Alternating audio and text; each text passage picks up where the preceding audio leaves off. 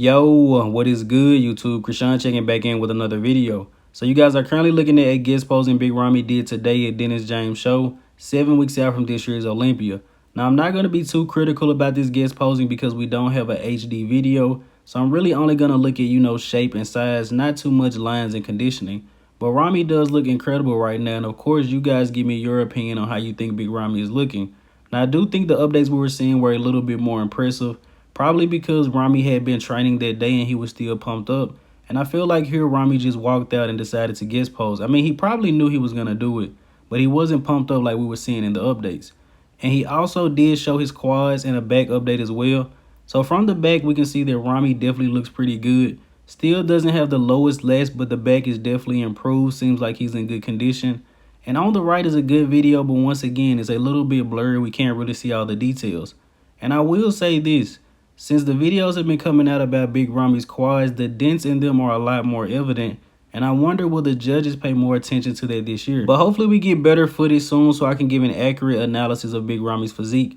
And I did find a close-up angle of Big Ramy's quads for you guys that want to be really critical. And let me know what you think about his quads at 7 weeks out. This was actually taken from a promo video made from the guest posing just posted up by Nick Strength and Power. Now the next update of the day, we have an update from the mutant Nick Walker. Nick seems to be working very hard on bringing those quads up. And two things Nick Walker is knocked for is having a wider midsection and also needing more quad sweep to match the upper body. But with Nick working on the quads and bringing them up from last year, he's somewhat killing two birds with one stone because as the quads come up, the waist will look smaller in proportion. As you guys know, bodybuilding is all about the illusion, but I'm excited to see how Nick will place it this year's Olympia.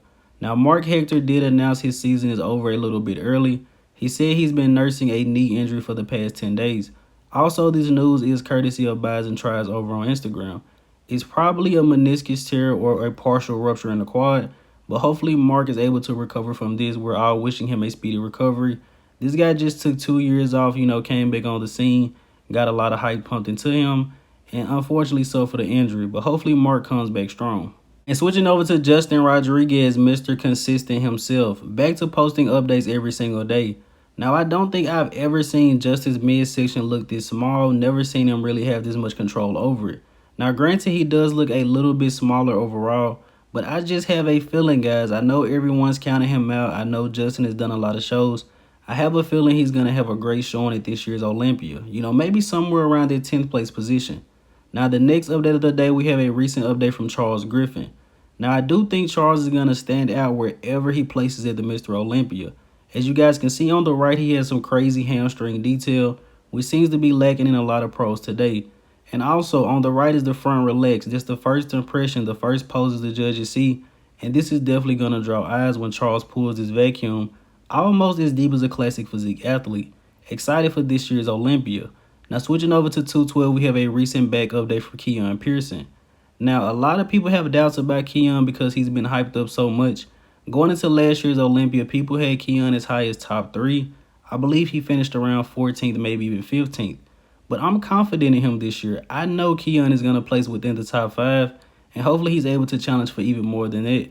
The main thing is just going to be, can Keone bring the conditioning? He's going to be next to Kamal El Gardner, maybe Sean Clarita. Now, the next update of the day, we have updates from Jang Yeop, 2 weeks out from the Japan Pro. Now, I'm not sure if the Japan Pro will qualify him for this year's Olympia. Maybe so, maybe not.